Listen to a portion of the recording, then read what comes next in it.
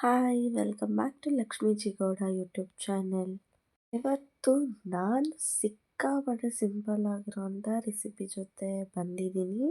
ಅದೇನಂದರೆ without ಕೋಕೋನಟ್ನ use ಮಾಡಿ simple and ಕ್ವಿಕ್ಕಾಗಿ ಕಡಲೆಕಾಯಿ ಬೀಜನ ಯೂಸ್ ಮಾಡಿಕೊಂಡು ಚಟ್ನಿ ಮಾಡೋದನ್ನ ತೋರಿಸ್ಕೊಡ್ತಾ ಇದ್ದೀನಿ. ಮೊದಲಿಗೆ ಒಂದು ಪ್ಯಾನ್ ಇಟ್ಕೊಂಡು ನಾನು ಇಲ್ಲಿ ಇಬ್ಬರಿಗೋಸ್ಕರ ಚಟ್ನಿ ಮಾಡ್ಕೊತಾ ಇರೋದ್ರಿಂದ ಫಸ್ಟು ಕಡಲೆ ಬೀಜನ ಚೆನ್ನಾಗಿ ಹುರ್ಕೊಂಡು ಸಿಪ್ಪೆ ತಕ್ಕೊತೀನಿ. ನಂತರ ಅದೇ ಪ್ಯಾನಿಗೆ 4ರಿಂದ 5 ಹಸಿಮೆಣಸಿನ್ಕಾಯಿನ ಹಾಕ್ಕೊಂಡು ಅದನ್ನು ಕೂಡ ಡ್ರೈ ರೋಸ್ಟ್ ಮಾಡ್ಕೊತಾ ಇದ್ದೀನಿ. ಎರಡೂ ಒಟ್ಟಿಗೆ ಮಾಡ್ಕೊಳ್ಳೋದ್ರಿಂದ ಮೆಣಸಿನ್ಕಾಯಿ ಲೇಟಾಗಿ ಡ್ರೈ ರೋಸ್ಟ್ ಆಗುತ್ತೆ, ಕಡಲೆ ಬೀಜ ಬೇಗ ರೋಸ್ಟ್ ಆಗಿಬಿಡುತ್ತೆ.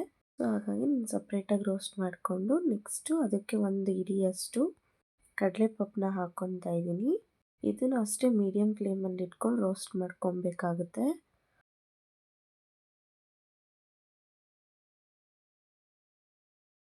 ಹುರ್ಗಡ್ಲೆನೂ ಹುರ್ಕೊಂಡ ನಂತರ ನಾನು ಮಿಕ್ಸಿ ಜಾರಿಗೆ ಒಂದು 6ರಿಂದ 7 ಎಸಳು ಬೆಳ್ಳುಳ್ಳಿ ಮತ್ತು ನಾನೇನು ಡ್ರೈ ರೋಸ್ಟ್ ಮಾಡ್ಕೊಂಡಿದ್ನಲ್ಲ ಅದನ್ನು ಹಾಕ್ಕೊತಾ ಇದ್ದೀನಿ. ಕಡಲೆ ಬೀಜ ಸಿಪ್ಪೆ ತೆಗ್ದಿಲ್ಲ ಅಂದರೆ ಚೆನ್ನಾಗಿರಲ್ಲ.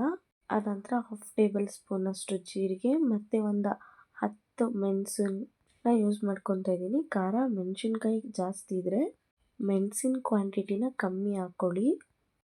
ಒಂದು ಸ್ವಲ್ಪ ಕೊತ್ತಂಬರಿ ಸೊಪ್ಪು ಮತ್ತು ಕರಿಬೇವಿನ ಸೊಪ್ಪನ್ನ ಹಾಕ್ಕೊಂಡು ಒಂದು ಅರ್ಧ ನಿಂಬೆ ಹಣ್ಣಿನ ಗಾತ್ರದ ಹುಣಸೆಹಣ್ಣ ಸ್ವಲ್ಪ ನೀರಲ್ಲಿ ನೆನೆಯೋದಕ್ಕೆ ಬಿಟ್ಟಿದ್ದೆ ಅದನ್ನು ಹಾಕ್ಕೊಂಡು ಮೊದಲು ಪೇಸ್ಟ್ ಮಾಡ್ಕೊತೀನಿ. ಅದಾದ ನಂತರ ಉಪ್ಪು ಹಾಕಿ ಸ್ವಲ್ಪ ಮಿಕ್ಸ್ ಮಾಡಿ ಫುಲ್ಲು ಸಾಫ್ಟ್ ಪೇಸ್ಟ್ನ ಮಾಡ್ಕೊತೀನಿ.